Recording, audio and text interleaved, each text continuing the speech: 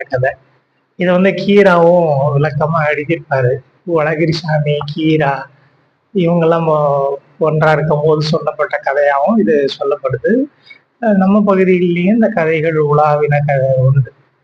அது என்ன கதை அப்படின்னா, ஒரு பெரிய ஒரு ஆட்சி, ஒரு பணக்கார வீட்டு ஆட்சி வந்து திடீர்னு ஒரு ஏதாவது ஒரு மாசத்துல ஒரு நாள் திடீர்னு சாமி ஆடுவா, பயங்கரமா ஆடிடுவா.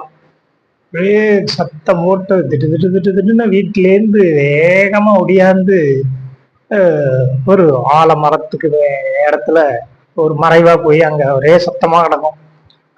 ஊ ஏன்னு ஒரே கத்தாம கத்துவா. எல்லாரும் பயந்து ஏதோ சாமி ஆடி ஏதோ பேய் பிடிச்சிருக்கு அப்படின்னு ஒரு பூசாரி வந்து அவருக்கு பேய் இது பண்ணாரா சொல்லுவாங்க.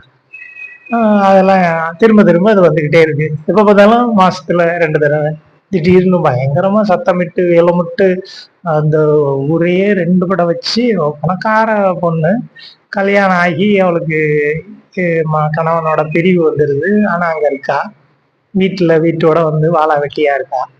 அதனால இந்த மாதிரி ஆயிட்டு போயிருக்கு அப்படின்னு சொல்லுவாங்க.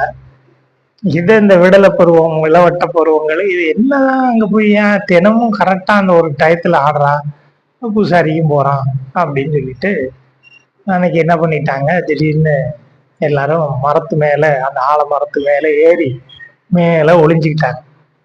இதை எப்ப ஆடி வர்றாளோ அப்ப ஒளிஞ்சிருவோம்னு சொல்லி இந்த மாதிரி ஒரு ஆடி வந்துட்டு இருந்திருக்கா. மேல போய் ஒளிஞ்சுக்கிட்டாங்க. பார்த்தா இந்த ஆடி வந்த அந்த பொண்ணு அந்த பூசாரி, பேயோட்ட வந்த பூசாரியோடைய சரசம் ஆடி இருக்கா. இதுதான் அந்த பேய் அப்படின்னு சொல்லி சிரிப்பா சொல்லுவாங்க. அவங்களோட அந்த காமத்தை, இந்த ஆசையை, இச்சையை நிறைவேற்றிக் கொள்கிற ஒரு ட்ரிக்காவும் இருந்திருக்கு அப்படின்னு சொல்லுவாங்க. இது இப்படி நடந்ததாக அந்த கதை சொல்லப்படுது. நல்லது. இன்னொரு கதையில நம்ம சந்திப்போம்.